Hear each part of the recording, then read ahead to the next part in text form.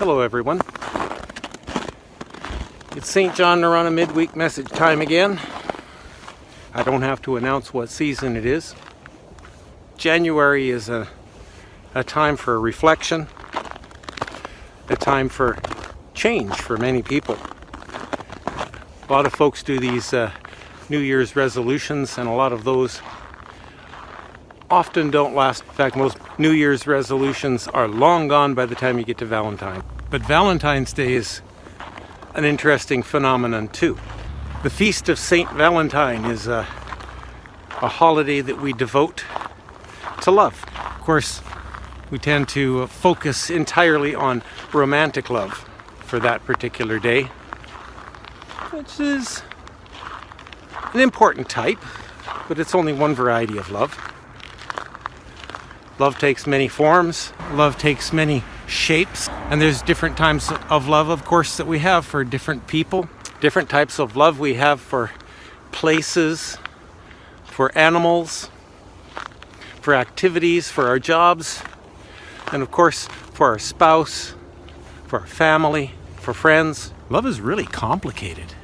Sometimes the best way to love somebody is to set limits so that the relationship can become not abusive. Sometimes the best way we can love somebody is to keep them at arm's length or more for their safety or ours, emotionally.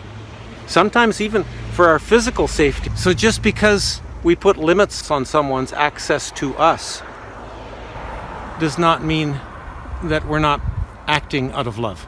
It's complicated. But Jesus gave the great commandment that we love God and love our neighbor as we love ourselves. And oh, you can spend a lifetime unpacking that. What does it mean to love ourselves? What does it mean to love a neighbor? There's a whole world in that phrase, to love your neighbor as yourself. Because if you're not acting loving towards yourself, how can you love your neighbor? If you believe you have no value in yourself, you have nothing to bring to the neighbor. And that's where it comes to sometimes setting those limits. Because if someone is not being loving towards you, allowing them to abuse or use or mistreat you is not acting in a loving way.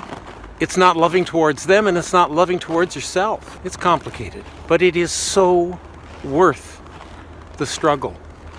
It's worth working our way through and into and around the complications of love, because that's what makes us human. Our loving relationships. And when we learn to love well, we learn to be more human, more kind towards ourselves and towards others. So this year, as we enter a new year,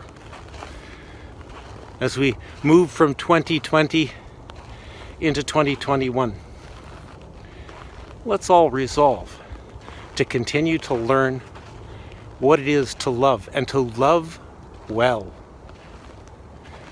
and so obey the command of Jesus. Amen. I love you all.